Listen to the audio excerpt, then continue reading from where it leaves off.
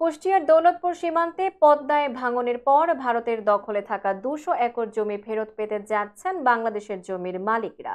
রোববার কুষ্টিয়া সীমান্তে border guard Bangladesh এবং ভারতীয় সীমান্তরক্ষী বাহিনী ব্যাটালিয়ন কমান্ডার পর্যায়ে বৈঠক অনুষ্ঠিত হয়। ওই বৈঠকে বিবাদমান ওই জমি নিয়ে আলোচনা হয়। এতে সিদ্ধান্ত নেওয়া হয় ওই জমি পুনরায় জরিপ করে মালিকানা প্রকৃত মালিকদের বুঝিয়ে দেয়া হবে।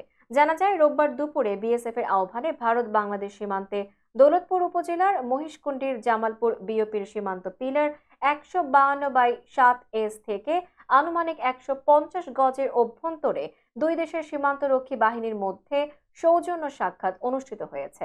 এতে বিবাদমান জমি নিয়ে আলোচনা করা হয়। এছাড়া ভারতকে সীমান্ত হত্যা বন্ধে ও মাদক পাচার রোধে গুরুত্বারোপ করা হয়। এই বিষয়টি নিশ্চিত করেছেন বিজিবির 47 ব্যাটালিয়নের অধিনায়ক লেফটেন্যান্ট কর্নেল মোহাম্মদ মাহবুব মোর্শেদুর রহমান। তিনি জানান, বিবাদমান জমি পুনরায় জরিপ করে প্রকৃত মালিকদের ফিরিয়ে দেওয়ার সিদ্ধান্ত নেওয়া হয়েছে। তিনি আরও জানান, এর মধ্যে চলতি বছরের গত 10 ফেব্রুয়ারি 40 পাড়া বিওপির দায়িত্বপূর্ণ সীমান্ত পিলার 157/MP হতে 85/10S এলাকায় উভয় দেশের সার্ভেয়ার এবং বিজিবি বিএসএফ সীমানা পরিমাপের সিদ্ধান্ত হয়। আলোচনা অনুযায়ী বাংলাদেশের জমি ভারতের অভ্যন্তরে আনুমানিক 200 একর এবং ভারতের জমি বাংলাদেশের অভ্যন্তরে আনুমানিক 40 একর বিদ্যমান রয়েছে।